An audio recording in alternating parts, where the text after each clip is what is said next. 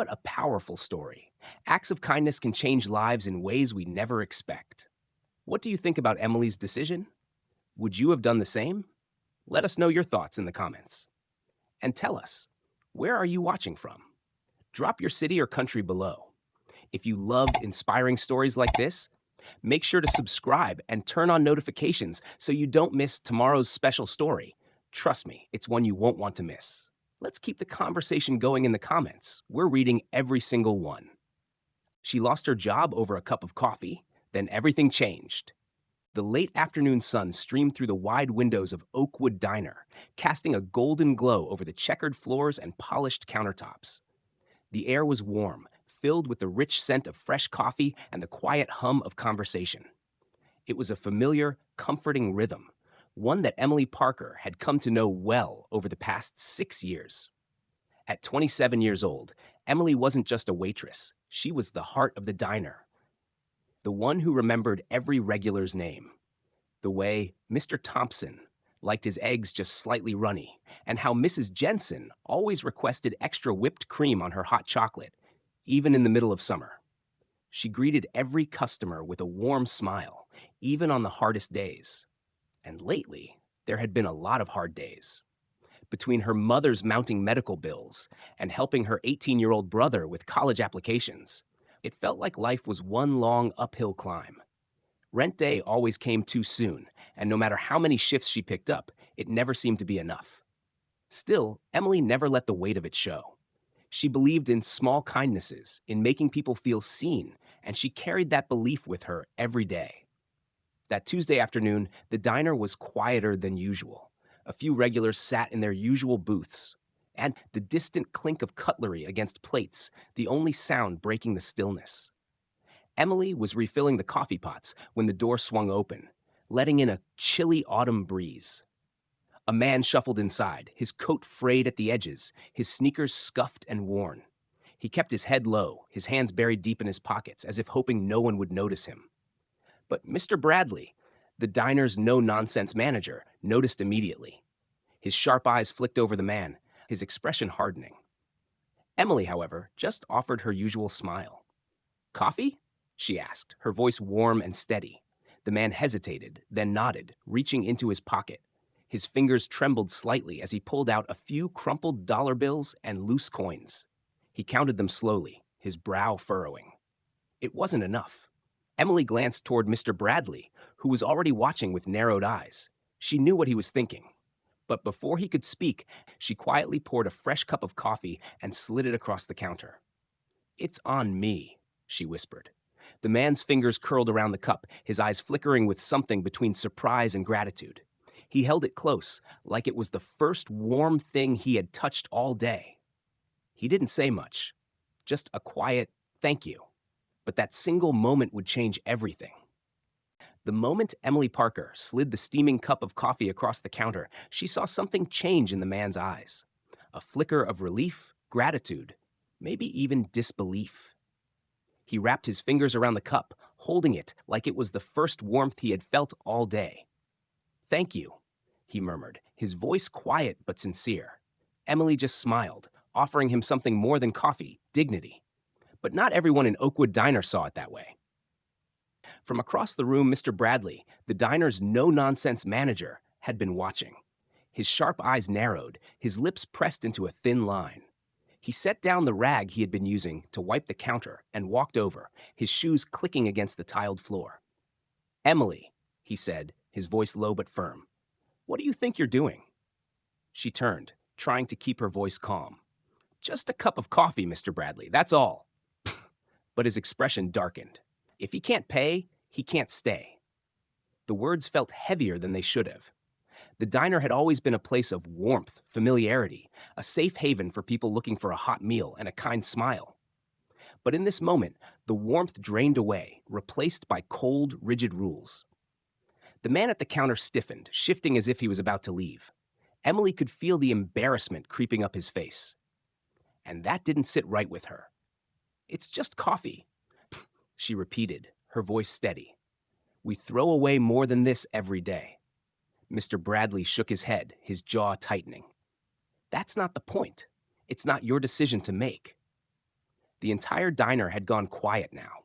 The few customers who were eating had paused mid-bite, their eyes flicking between the two of them. Even the cooks in the back had peeked out from the kitchen, sensing the tension. Emily could feel her heart pounding, but she didn't waver.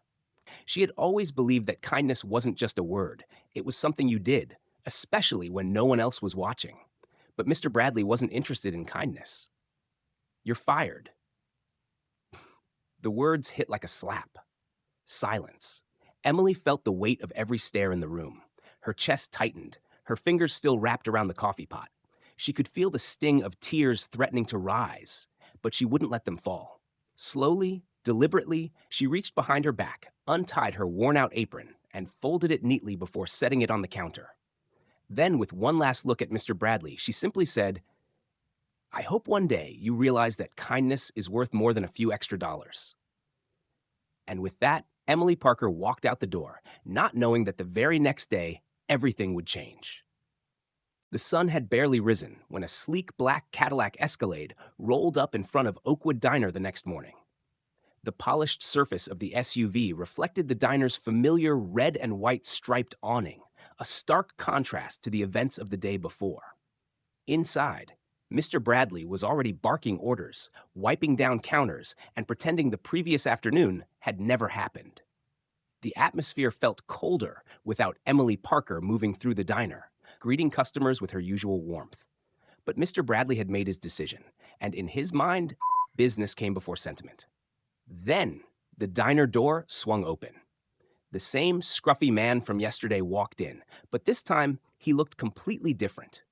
Gone were the frayed coat and scuffed sneakers. Instead, he wore a tailored navy blue suit, crisp white shirt, and polished leather shoes.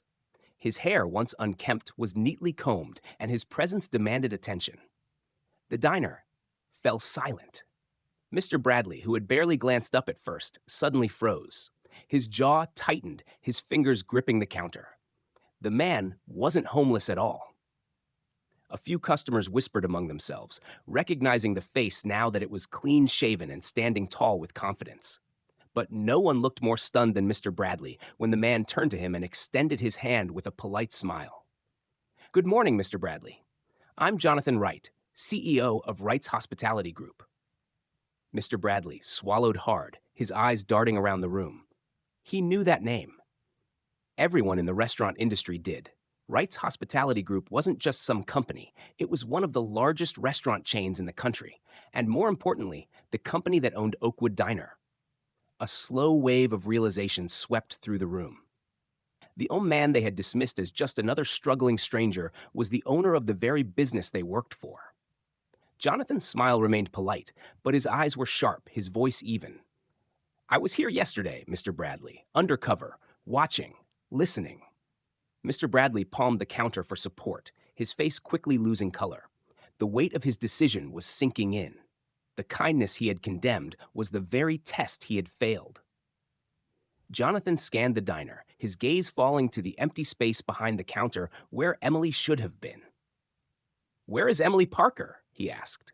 A heavy silence settled over the room, and at that moment, Mr. Bradley realized his biggest mistake wasn't firing Emily.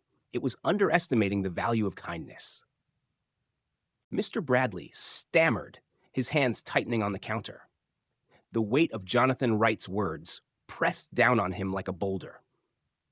The CEO of Wright's Hospitality Group had been sitting right under his nose, and he had thrown away his best employee over a cup of coffee. The diner was dead silent.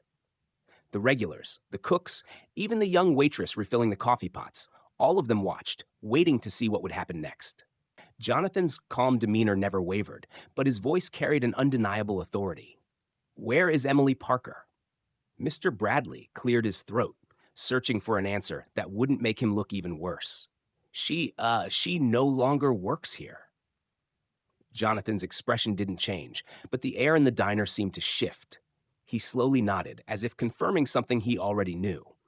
"That's unfortunate," he said simply, "because she was the only one here who truly understood what it means to serve." Mr. Bradley's face flushed red, but he remained quiet. What could he say? The decision had been his, and now it was blowing up in his face. Jonathan turned to the stunned customers and staff. If anyone knows how to reach Emily, I'd like to speak with her immediately. The request didn't take long to fulfill. One of the kitchen staff, a young cook who had been working the grill when everything unfolded, rushed to the back to call Emily. Meanwhile, Jonathan took a slow walk around the diner, his sharp eyes scanning the place, noticing every detail: how the waitstaff moved, how the customers were treated, how Mr. Bradley's hands trembled slightly as he wiped down a spotless counter, trying to look busy. 15 minutes later, the door swung open again. Emily Parker stepped inside, still in her jeans and an old sweater, her hair pulled back in a casual ponytail. She hadn't expected to return to Oakwood Diner so soon, especially not under these circumstances. She hesitated for just a second when she saw Jonathan Wright standing there. But then her gaze shifted to Mr. Bradley, who was now sweating bullets behind the counter. Jonathan turned, offering her a genuine smile. "Emily, it's good to see you. May I speak with you outside?" Still unsure of what was happening, she nodded and followed him out the door. Mr. Bradley could only watch helplessly, knowing that whatever happened next was no longer in his control. Outside Oakwood Diner, the crisp autumn air felt cooler than usual as Emily Parker stepped onto the sidewalk.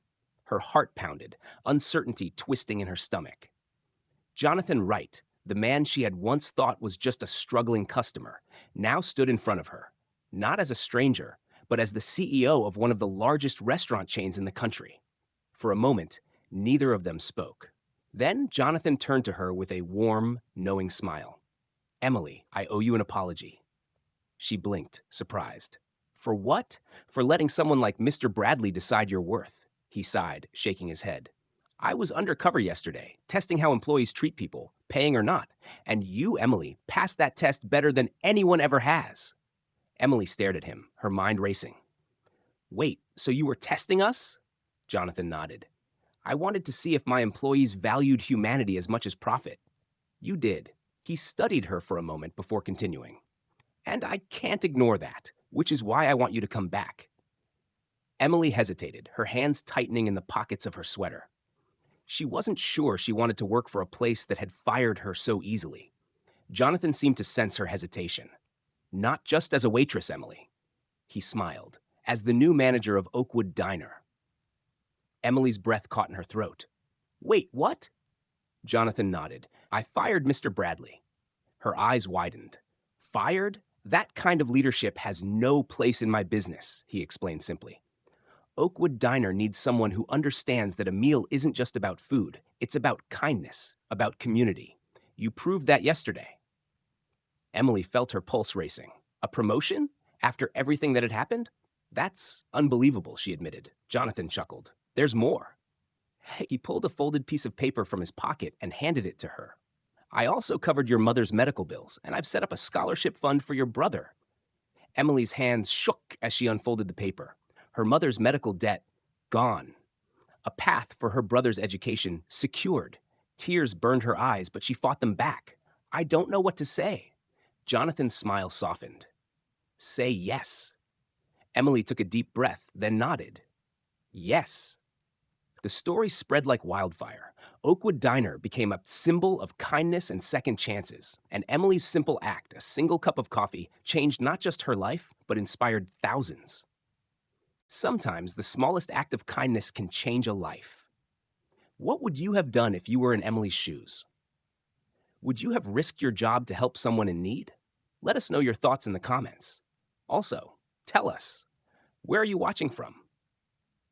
It's amazing how stories like this bring people together from all over the world.